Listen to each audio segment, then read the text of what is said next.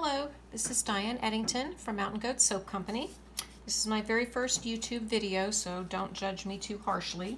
I don't have a videographer, so you're going to get to see my hands and me making the soap. A couple of weeks ago, I put a little contest on my Facebook page asking people what soap they'd like to see me make, and one of the suggestions was some black and white swirly soap that I made, and I'm going to show you how to do that. Before I get started, this is not a soap making tutorial, and I'm not going to go through all of the steps involved in making soap. I've already done a lot of prep work and done some things just in the interest of time because you would be bored to tears watching me do all that. So this is not a tutorial. If you are interested in making soap, there are many videos on how to do it and how to get started. So do that. The first thing I want to talk about is safety first. I am wearing safety glasses.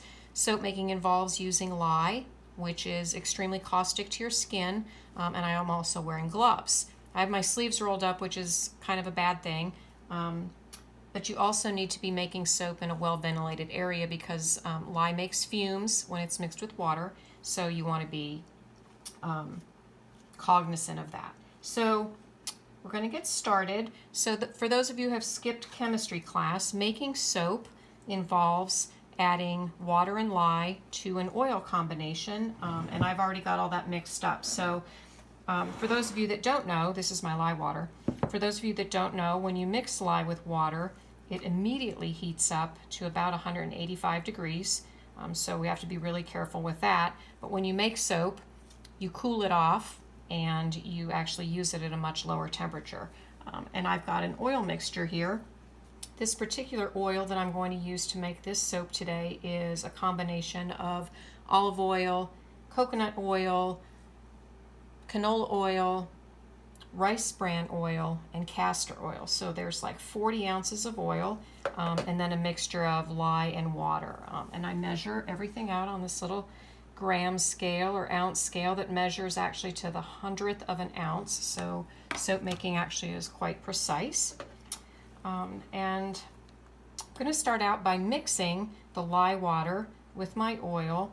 And before I do that, I'm going to check the temperatures on both to make sure that they are within 10 degrees of each other, which is the ideal temperature differential before I start mixing them together. So my oil right now is, I hope you can see that, it's 108.9, and my lye water is 104.9. So that is within the 10 degree variance, so that is good. So don't need that anymore. So the first step I'm going to do is I'm going to mix the oil and the lye water together. I'm going to use my stick blender to do that. So I'm going to put this in here. I'm going to tap it against the bottom. It's called burping the stick blender. I'm releasing the bubbles so that we don't have air in the soap. Bubbles in soap is good, but air bubbles in the soap are not. So I'm going to pour the lye water into the oil mixture.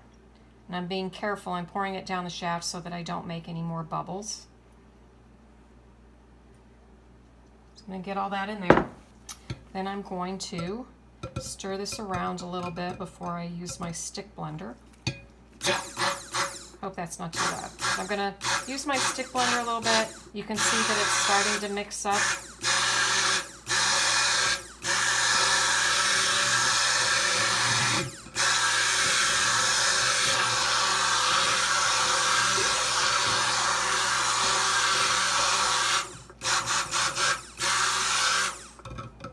Okay, it's pretty much mixed, and depending on what kind of soap you're making, the more that you stick blend, the thicker the soap batter gets. But for this particular design, I want it to be pretty thin because I want to make swirls with colors, and that doesn't work if the soap batter is like pudding. So you can see that it's pretty thin. I hope you can see it's pretty thin. So I'm just going to stir it around. I can tell that it's not separated anymore. You can see that it's the oil and the lye water have combined. So what you have now is soap. I could pour this into a mold and it would harden up and it would be soap. So it wouldn't smell like anything because we haven't added any fragrance, and it would be exactly this color. So we're going to add some color and some fragrance so that it smells nice and it looks pretty. but this is soap. When you add lye water to oil, it goes through a process called saponification and turns into soap. So what I'm going to do now, sorry, I forgot to bring my pictures over. So I'm going to make a soap with 3 colors in it. It's going to be black and white and green. So what I'm going to do is I'm going to split this soap batter up into 3 pitchers. Oh my God, I'm a disaster. I dripped it on the counter. I'll have to wipe it up in a minute. And I'm just eyeballing to see. I kind of want all 3 colors to be equal. So I'm just going to divide this up into my 3 pitchers. Hold on, I got to clean up my spill. That's why I'm wearing gloves. At this point, it actually doesn't burn your skin very much because the lye water has already reacted with the oils. But just a little tip, if you get it on your fingers, it erases your fingerprints. And the reason I know that is because I couldn't work my phone with my fingerprint after I had used some lye on it. So anyway, don't know if you might need to know that little tip. Okay, so I've got 3 pitchers of soap, and I'm going to color it. And let me see if you can see in this. I've already mixed up the color. I put a little bit of oil in this little cup, and I've mixed up my white, black, and green. And the colors come in containers like this. This is Kermit green I'm going to use, and it's a mica powder that we're going to use for colors. So I'm going to dump this white in there. This is the Kermit green. See that? That in there, and the last one is black. Okay, so we're going to mix the colors up. I'm just going to use a whisk to mix the colors. I don't want to use my stick blender anymore because then that would make the soap too thick. The more you blend it with that stick blender, the thicker it gets. So you can see it's pretty thin. This is the Kermit green. And mix this up. You want to mix it up pretty good so that you don't have any like little specks of color. It's unsightly in the soap. And then we've got black.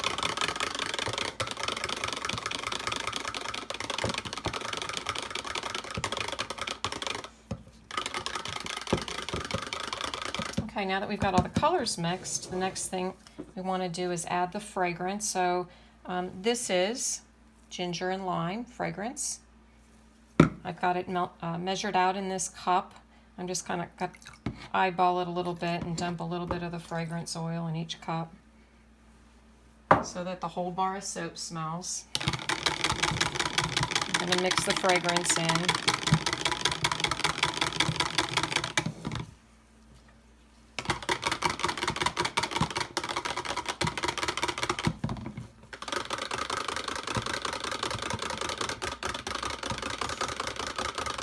Wish you could smell it. If it was like smell-o-vision, you'd be able to smell how good this smells. It's a ginger lime smell.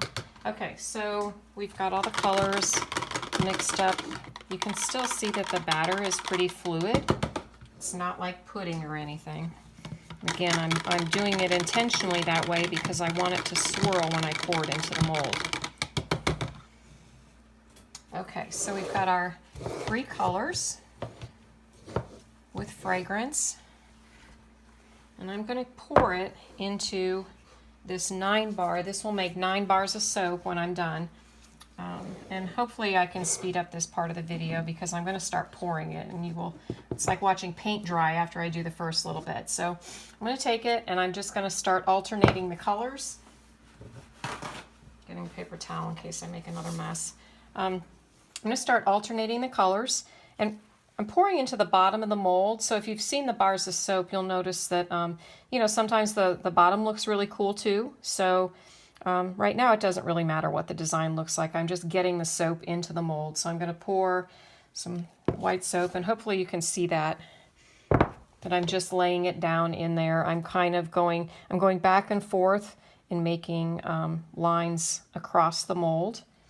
Doesn't really have to be any kind of a design yet because I'm going to swirl it at the end. But I'm just going to keep going back and forth and pouring the soap in, alternating these colors. This is where it's going to get a tiny bit boring because it's going to be the same thing over and over and over again until I get all 3 pitchers of soap into the mold. So I wish I had a funny story to tell you while I'm doing this. I don't really. I'll try and be quick about it. You can see I'm working kind of quickly because I don't want the soap to start to get too thick. And if it does start to get thick, I can see this black soap's getting a little bit thick already. I'm going to stir it up before I pour, but it's still going to be plenty fluid for me to do the design at the end. So I'm just laying the soap in here back and forth, back and forth. And hopefully at the end, we're going to do a pretty swirl design. I kind of like this Kermit green color. I did the soap, I think, that someone picked with a different color green, so this will be a little bit interesting. So I'm mixing up the black soap a little bit because it was starting to get a little bit thick and I still want it to be able to pour pretty well. So you can see that it's making this little swirly design. I don't have to be super accurate. I'm just getting the soap in there, kind of in these rows.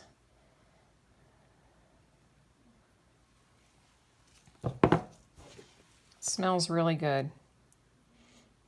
I'm going to have to stir the green up a little bit. You can see that it's getting just a tiny bit thick. So I'm trying to work quickly. I'm going to jiggle the mold so that it lays out evenly.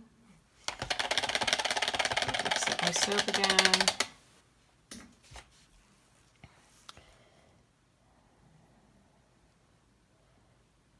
Just pouring back and forth, back and forth.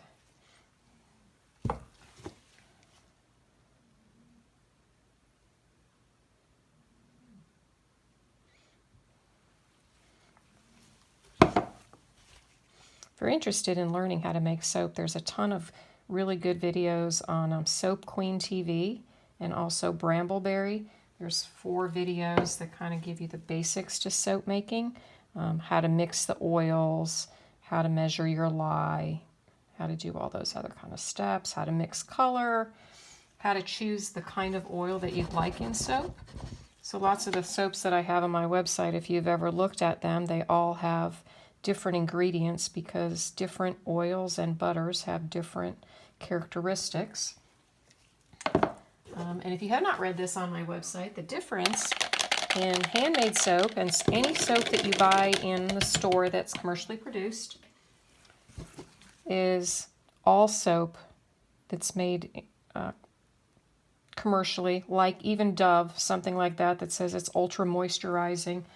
The cosmetics industry, when they make soap, they intentionally remove the glycerin from the soap. And the glycerin is the ingredient that retains moisture on your skin or in your skin. And they intentionally strip it out in commercially produced soap because glycerin is valuable. And then what they do with the glycerin is they turn around and they put it in lotion and sell you lotion for, $1 million. So you use soap, it gets you clean, but it dries your skin out, and then they sell you lotion. So that's the difference between handmade soap and soap you buy in a store. So handmade soap doesn't strip out that glycerin, so it has all that good stuff for your skin still in there. Okay, I'm getting towards the end here. It's kind of getting thick, so I'm trying to hurry. You can see that I'm kind of mixing in between pours just to make sure that it kind of stays fluid.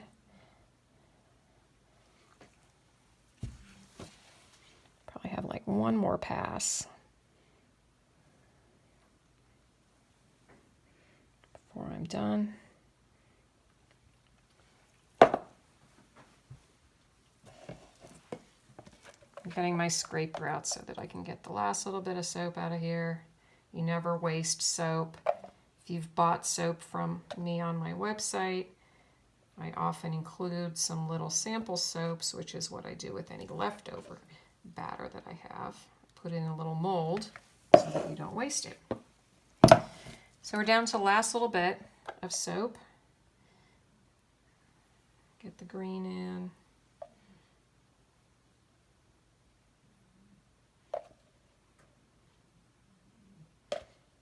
You can see that it doesn't have to be perfect, because when I do the swirl at the end, it's not really going to matter that these lines aren't exactly the same size. And we've got a little bit more black to put in.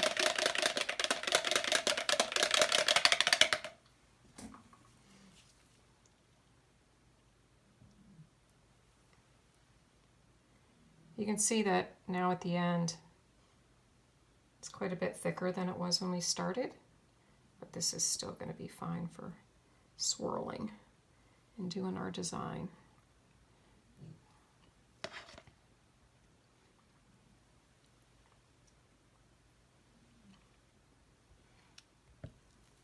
Okay. All right, I'm going to jiggle the mold. You can see that it's kind of evening it out. I don't have any lumps or anything in there. I'm going to bang it on the counter just to get rid of any air bubbles in the soap. Okay, so here's probably the part that everybody's been waiting for. It's how to make the swirls. I'm just wiping up the soap that I spilled on the edge. Okay, so what I'm going to do, so I'm going to take it, got a wooden spoon. I'm going to use the back of the spoon, and I'm going to put it into the mold, and I'm going to drag this spoon through the soap, move it over a little bit, and drag back. So I'm going to just kind of do this motion, and you'll see how it's going to make a design. So I put this spoon all the way to the bottom. I'm going to drag, and I'm moving it over and dragging back and dragging back. You can see that it's making a lovely design, and the spoon's pretty thick, so it's dragging a lot of soap, but you can see how it's making that that really nice swirly thing. And you guys thought that I was really talented. It's just doing this with the spoon. I wish it was more complicated. Okay, so that made a lovely design, and I could leave it like that, but I'm not going to. I'm going to fool with it some more, and I'm going to use something thinner. I've got a skewer, and what I'm going to do is I'm going to, let's use this end. So I'm going to kind of just start in the corner here, and now I'm not dragging all the way to the bottom. I'm really just making this design on the top, and I'm just putting it in here, and I'm going to kind of make curlicues across the soap that way, and then maybe I'll start in this corner and do some stuff over here. Maybe I'll start in this corner and curlicue over here. I'm going to look at it, and here's a spot that doesn't really have anything, so I'm going to draw in there a little bit. Maybe do a swirl here. There. That's all there is to it. That was not very hard. Like, if I can do it, anybody can do it. I hope you guys can see that design without me. I'm going to tip the mold just a teeny bit so you can see. So there we go. The only thing I need to do now is, this is a 9-bar mold. Makes 9 bars of soap. I have some dividers. I'm going to set that down into this mold and push this down. You can see that's actually why I didn't fill the mold all the way to the top, because the dividers actually take up some space. And it's going to smush the soap up and make it into the bars.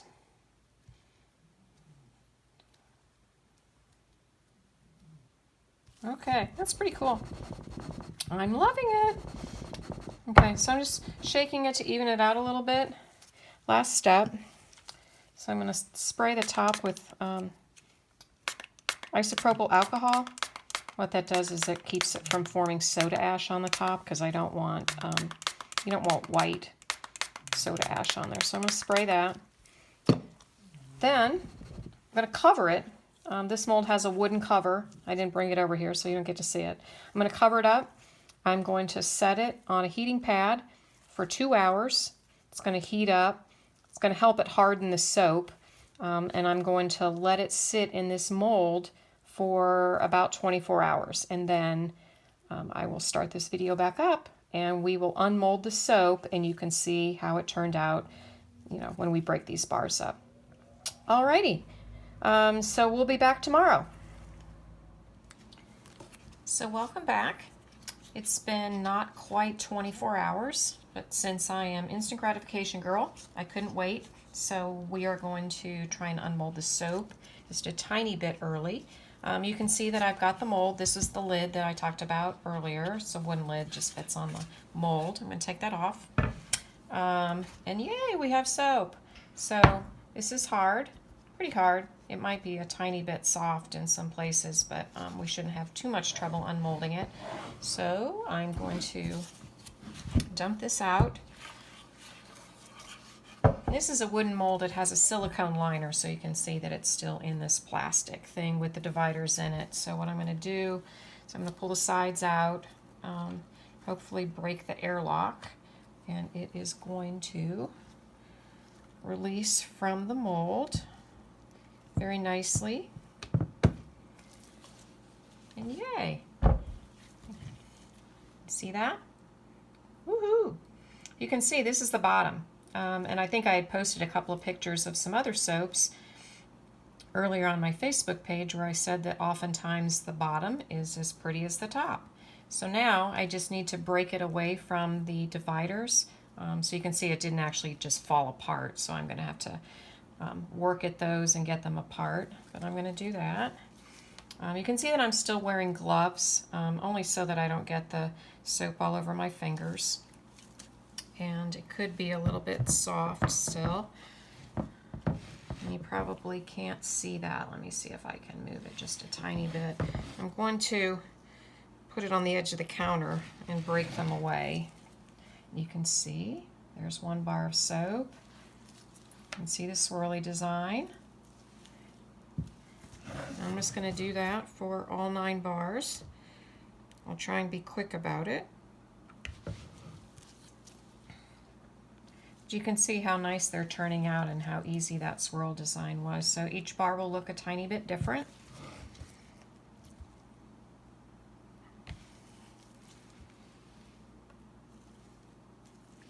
They turned out pretty nice. Oh, they just smell delicious. Ooh, that one came out really easy. So I'm going to get the rest of these out.